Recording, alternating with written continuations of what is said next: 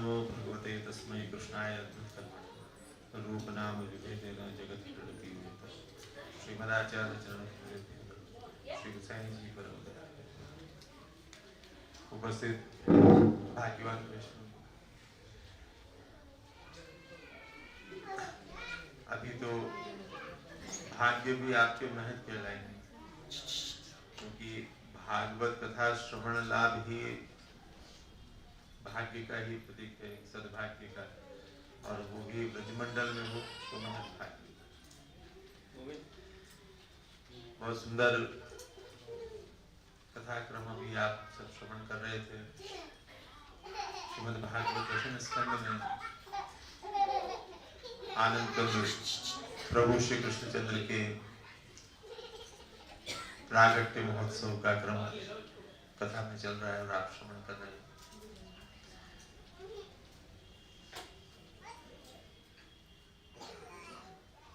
अब ऐसे भाग्यवंत वैष्णवों को आशीर्वाद क्या दिया जा सकता है? यद्यपि कह दिया जाता है कि आशीर्वचन, जो भगवान की लीला का श्रवण कर रहे हैं और भगवत धाम में बैठकर, तो वो तो वैसे ही आशीर्वाद प्राप्ति है, तभी तो यहाँ ब्रजमंडल में आए और लीला श्रवण कर रहे हैं। प्रभु की सभी लीला अलौकिक हैं, जैसा अभी आचार्य जी ने कहा, उसको देखने की दृष्टि चाहिए।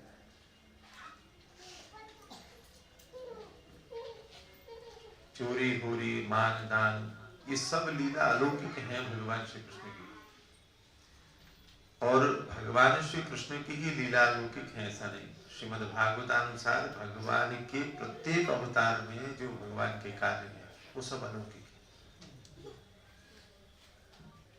कथा प्रसंग में ऐसा प्रतीत होता है कि प्रहलाद को जब अत्यधिक पीड़ित किया गया पिता हिरण्यकश्यप द्वारा,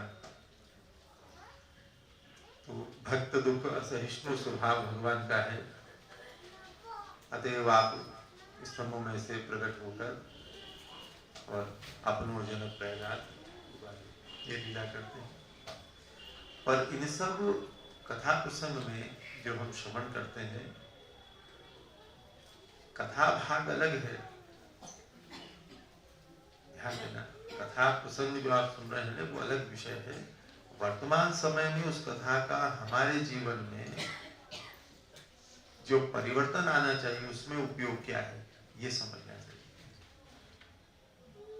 अभी आप श्रवण कर रहे थे कि दशम स्कंद के प्रारंभ में राजा परीक्षित ने कितने प्रश्न किए सुखदेव जी महाराज से भगवान श्री कृष्ण की लीला विषय।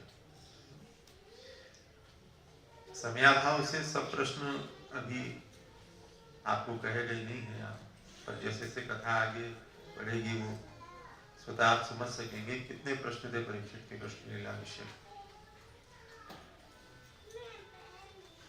अब ये कथा प्रसंग आप सुन लेंगे, केवल प्रसंग सुनने से जो हार्द है ना वहां तक पहुंचना संभव नहीं होता। उसमें गुरुजनों की विशेष कृपा हो तो ही प्रसंगों के हार्द को हम समझ सकते हैं। तो भगवान की लीला के प्रत्येक प्रसंग जो है वो भौतिक, आध्यात्मिक और आदिदेविक तीनों प्रकार के भाव को प्रकट करने वाला। केवल कथा भाग जो हमने सुन लिया, भगवान कैसे प्रकट हुए, वो कथा है। प्रागट्य में कारण क्या है? यदि भगवान है तो क्यों प्रकट हो रहे हैं? जो सर्व सामर्थ्यवान है, ईश्वर है, वो प्रकट होके यदि कार्य करे तो फिर सर्व सामर्थ्य कहाँ मानेंगे? उसको कहना जो है व्यर्थ हो जाएगा। भगवान है ना, तो अगर वो किसी प्रदेश, किसी स्थल पर प्रकट होकर अगर कोई कार्य करता है तो भगवान की जो सामर्थ्य है वो कैसे देखें उसे? जैसे सामान्य मनुष्य बाजार से कोई वस्तु लेके आनी है तो आप बाजार जाओगे ना, जाकर लेके आओगे। अब इसमें कोई सामर्थ्य आपकी दिखेगी?